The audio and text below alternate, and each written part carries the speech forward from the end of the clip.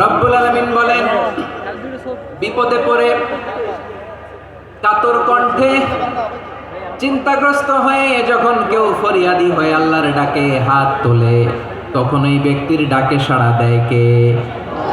সবাই বলুন। কাতর কণ্ঠে বিপন্ন অবস্থায় আপনি যখন কেঁদে কেঁদে হাত তুলে আপনার দুঃখের কথা জানান, আপনি যখন ডাকেন তারে, তখন আপনার ডাকে সাড়া দেয় কে? আল্লাহ বলে, আমি সাড়া দেই। তোমাদের বিপদকে মুক্ত করে দেয় কে? ওই আল্লাহর সাথে কোন উপাস্য আছে নাকি? কিন্তু খুব অল্প সংখ্যক লোকই তোমরা উপদেশ গ্রহণ করো। কথাটা কার? তাহলে বিপন্ন মানবতা যখন কাঁদে, মানুষ যখন বিপদে পড়ে নিরুপায় হয়ে ফরিয়াদ করে, তার ডাক শোনার কেউ নাই একজন ছাড়া। চিল্লায় বলেন তো তিনি কে?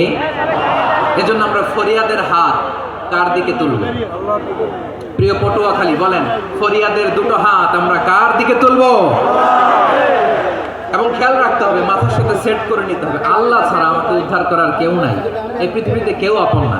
প্রিয় ভাইরা, বিপদে বললে বোঝা যায় কেউ আপন না। আপন শুধু একজন মহান সত্তা। তিনি কে? এটাকে আপনারা খেয়াল রাখতে পারবেন? হ্যাঁ, বিপদে আপদে কেউ আমাদের বাঁচাতে পারে না, তরাতে পারে না, মুক্তি দিতে পারে না, উদ্ধার করতে পারে না, একমাত্র আমার প্রভু ছাড়া, আল্লাহ ছাড়া। চিল্লায় বলেন ঠিক কিনা? এবং প্রিয় পটুয়াখালীর ভাইয়েরা, মাথার সাথে এটা সেট করে নিতে হবে যে আমাদের পুরো জীবনটাই পরীক্ষা। পুরো জীবনটাই কি? The life is a test. পুরো জীবনটাই পরীক্ষা। এই জীবনে বিপদ আসবে, আপদ আসবে, পরীক্ষা আসবে। সবার জীবনে এটা থাকে। এক একজনের পরীক্ষা এক এক রকম।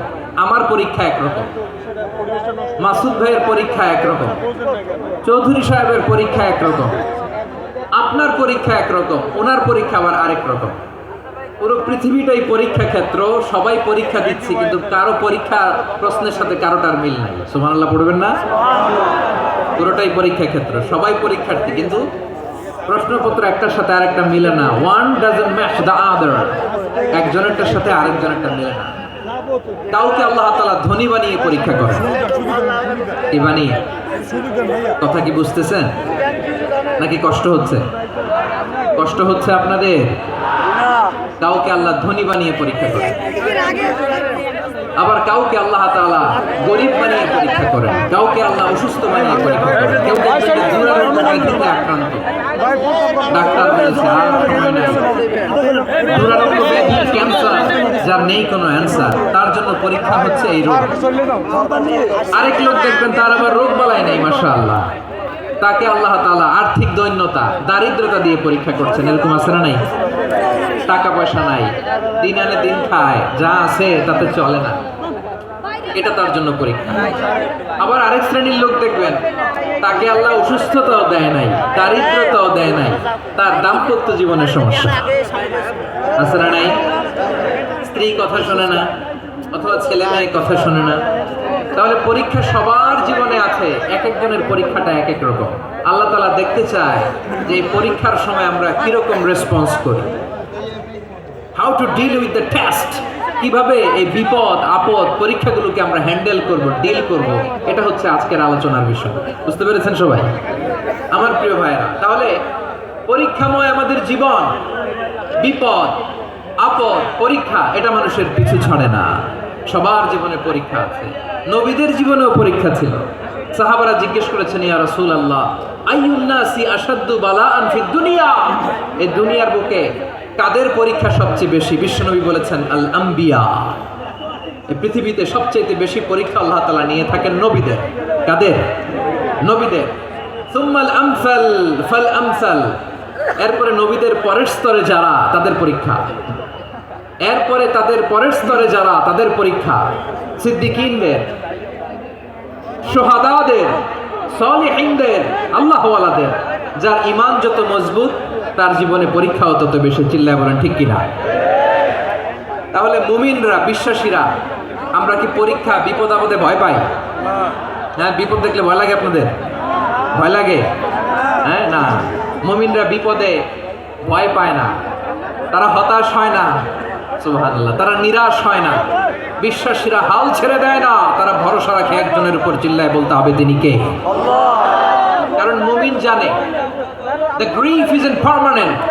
The taste isn't permanent. The struggle in our life isn't permanent. আমাদের জীবনের দুঃখ, কষ্ট, struggle এগুলো পার্মানেন্ট নয়। After every difficulties there is an ease. সব কষ্টের পরে একটা সুখ আছে না নাই? রব্বুল আলামিন বলেন ফাইন্না মাআল উসরি ইউসরা, ইন্না মাআল উসরি ইউসরা। ভয় পেও না, চিন্তা করো না, কষ্টের সাথেই আমি রেখে দিয়েছি স্বস্তি। সুবহানাল্লাহ বলো। মুমিন জীবনে বিপদ যত বেশি, কষ্ট যত বেশি, তার সামনে সফলতা তার চেয়েও বেশি, ঠিক কিনা বলেন? কারণ বিশ্বাসীরা জানে রাত্রি যত গভীর হয় সুবহে সাদিকের সময় তত আগাতে থাকে। গর্ভবতী নারীর পেটের ব্যথা যত বাড়তে থাকে, ঘরে নতুন মেহমান আগমনের সময় ঘনাতে থাকে। মুমিনদের উপর বিপদ, অত্যাচার, আপদ, পরীক্ষা যত বাড়তে থাকে, কালেমার পতাকা উড্ডয়নের সময় কাছে আসতে থাকে। বিশ্বাসীদের এগুলো হিসাব মেলানো অনেক আগে, এগুলো অনেক আগে হিসাব মেলানো। দুঃখের আধার শেষে সুখের আলো মিটি মিটি হাসে, চিল্লায় বলেন ঠিক কিনা? দুঃখের আধার শেষে আলোর প্রভাত হাসে, হতাশার কালো মেঘে যায় গো ভেসে, হতাশার কালো মেঘে যায় গো ভেসে। দুঃখের আধার শেষে আলোর প্রভাত হাসে, হতাশার কালো মেঘে যায় গো ভেসে, হতাশার কালো মেঘে যায় গো ভেসে। কোরআনের পাতায় পাতায় দেখো ইমানের পথ ঢাকা ব্যথার কাটায়। কোরআনের পাতায় পাতায় দেখো ইমানের পথ ঢাকা ব্যথার কাটায়। ভেঙে পড়ো না কভু হতাশ হয়ে, ভেঙে পড়ো না কভু হতাশ হয়ে। জ্বলে পুড়ে খাঁটি সোনা হগ শেষে, জ্বলে পুড়ে খাঁটি সোনা হগ শেষে। দুঃখের আধার শেষে আলোর প্রভাত হাসে, হতাশার কালো মেঘে যায় গো ভেসে, হতাশার কালো মেঘে যায় গো ভেসে। ঠিক কিনা বলে? দুঃখ যত বেশি, পরীক্ষা যত বেশি, কষ্ট যত বেশি, সুখের সময় তত কাছাকাছি, চিল্লায় বলতে হবে ঠিক কিনা? এজন্য মুমিন জীবনে পরীক্ষা বেশি, মুমিনদের হতাশা নাই। মুমিনরা নিরাশ হয় না, হতাশ হয় কাফিররা। মুমিনরা কখনো হাল ছেড়ে দেয় না, মুমিনরা ভরসা রাখে একজনের উপর, তিনি কে? তাহলে আমার পটুয়াখালীবাসী বিপদ থাকবে, পরীক্ষা থাকবে, এই বিপদ থেকে আমাদেরকে উদ্ধার করবেন একজন, তিনি কে? আমরা শুধু আল্লাহর উপরই ভরসা রাখি। রাজি আছেন তো?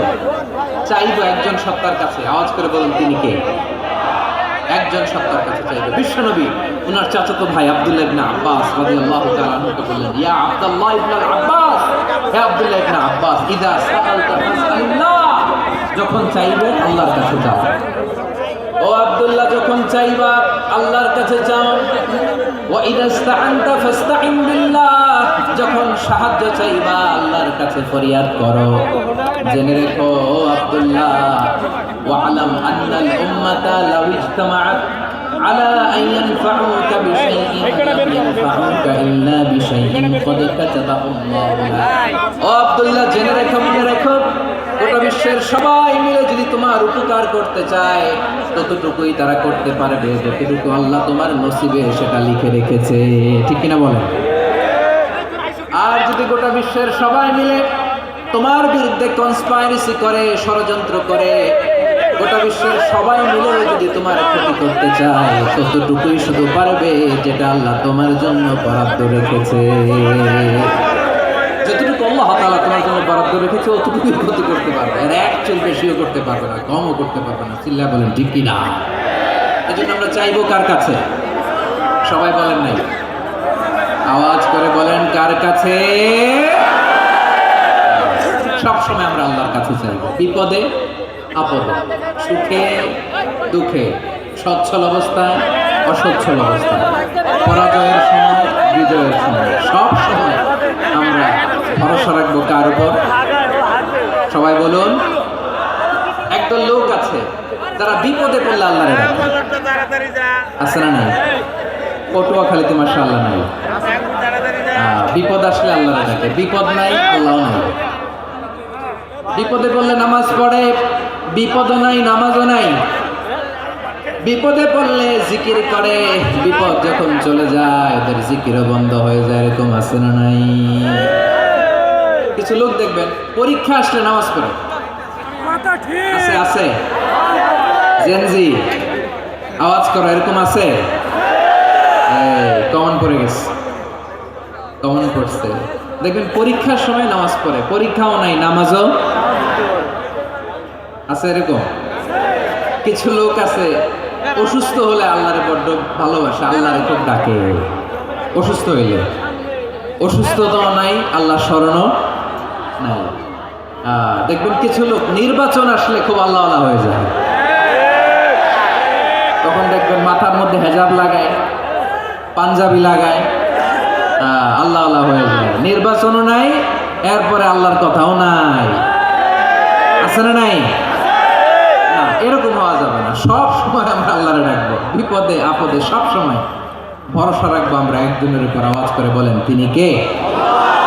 এ কথায় আল্লাহ তাআলা আমাদের চোখে আঙ্গুল দিয়ে জানিয়ে দিলেন, ফাইদা রাকিবু ফিল ফুলকি দা'আউল্লাহ মুখলিসিনা লাহুদ্দিন ফালাম্মা নাজ্জাহুম ইলাল বাররি ইযা হুম ইউশরিকুন। আল্লাহ বলে একদল লোক আছে, তারা যখন নৌযানে চড়ে, জলযানে চড়ে, সাগরের মধ্যে যখন জাহাজে চড়ে, লঞ্চে চড়ে, তারা যখন তুফানের সম্মুখীন হয় তখন তারা আল্লাহরে বড্ড বেশি ডাকে, একান্তভাবে ডাকে, বিশুদ্ধ চিত্তে ডাকে। আবার তুফান থেকে তাদেরকে সেফ জোনে নিয়ে, নিরাপদ জোনে নিয়ে যখন বন্দরে আমি আল্লাহ তাদেরকে ভিড়িয়ে দেই, ওই লোকগুলো আবার আমি আল্লাহর সাথে শিরিক করে। এরকম আছে না নাই? জাহাজে উঠছে, সাগরের মাঝখানে তুফান, ওই সময় দেখবেন আল্লাহ কারে কয়। এই কথা তো আপনাদেরকে বোঝানো সহজ, আপনার তো নদীর দেশের মানুষ। লঞ্চে চড়েন নাই কারা কারা দেখি? লঞ্চে চড়ছেন? হ্যাঁ, লঞ্চে চড়ে নাই এরকম একজনও নাই এখানে। আচ্ছা, লঞ্চে উঠছেন কে কে দেখি? মাশাআল্লাহ মাশাআল্লাহ মাশাআল্লাহ, ঠিক আছে, আপনাদের বোঝানো সহজ। আচ্ছা, লঞ্চে উঠে তুফানের সম্মুখীন হয়েছেন, জলোচ্ছ্বাস সবাই, মাশাআল্লাহ। এই ওয়াজ তো আপনাদের মুখস্থ, ঠিক কিনা বলেন? আমার বলার দরকার নাই, বলেন। মাঝ নদী, তুফান, জলোচ্ছ্বাস, জলের মধ্যে উচ্ছ্বাস, ঢেউ, টর্নেডো, সাইক্লোন, মেঘের ঘনঘটা, পরিবেশ ঘুটঘুটে অন্ধকার, লঞ্চ একবার এদিকে আরেকবার ওইদিকে, ভিতরে কি অবস্থা হয় বলেন তো?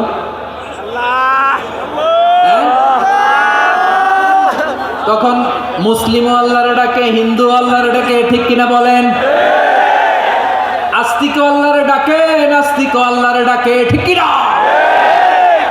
লঞ্চের ভেতর, স্টিমারের ভেতর কান্নারে রোল পড়ে যায়, চিৎকারের রোল পড়ে যায়, সবার মুখ দিয়ে শুধু একটা আওয়াজ, লা ইলাহা ইল্লাল্লাহ, লা ইলাহা ইল্লাল্লাহ, লা ইলাহা ইল্লাল্লাহ, সুবহানাল্লাহ, আলহামদুলিল্লাহ, লা ইলাহা ইল্লাল্লাহ। আল্লাহ নামের জিকির করবে যারা, আল্লাহর কাছে প্রিয় তারা, আল্লাহর কাছে প্রিয় যারা, জান্নাতে প্রবেশ করবে তারা, জোরে লা ইলাহা ইল্লাল্লাহ, লা ইলাহা ইল্লাল্লাহ, লা ইলাহা ইল্লাল্লাহ, মুহাম্মাদুর রাসূলুল্লাহ।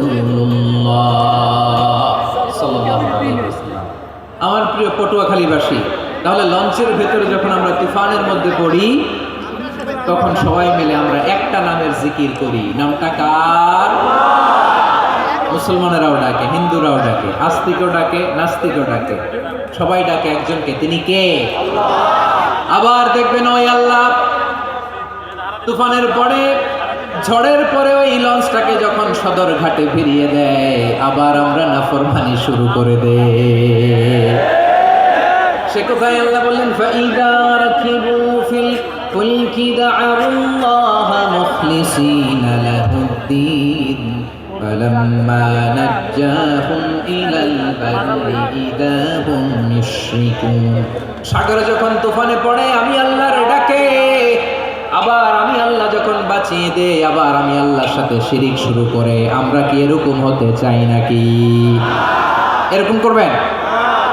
হ্যাঁ না, আমরা তুফানে পড়লেও আল্লাহরে ডাকি, আবার বাঁচায় দেওয়ার পরেও ডাকি কারে? আল্লাহকেই ডাকি। বিমানের মধ্যে মাঝে মাঝে দেখবেন যে এয়ার টার্বুলেন্স হয়, জানেন? এয়ার টার্বুলেন্স জানেন তো? মাঝে মাঝে বিমানটা বাউন্সিং করে, বাম্পি, ভেরি বাম্পি ওয়েদার। শোনেন নাই? 40,000 ফিট উপরে যখন থাকে তখন পাইলট মাঝে মাঝে বলে, dear passengers, ladies and gentleman, right now we are flying 40,000 feet above the ground and we are passing very air turbulence, very heavy air turbulence right now. Please fasten your seatbelt. দেখবেন মাঝে মাঝে বলে যে ভদ্র মহিলা, ভদ্র মহোদয়গণ, আমরা 40,000 ফিট উপর দিয়ে যাচ্ছি আর এয়ার টার্বুলেন্স ফেস করছি, মেহেরবানি করে আল্লাহর হস্তে সিট বেল্ট বাঁধুন। তখন বিমানটা এরকম বাউন্সিং করে, শেকিং করে। আপনারা মুখোমুখি হয়েছেন?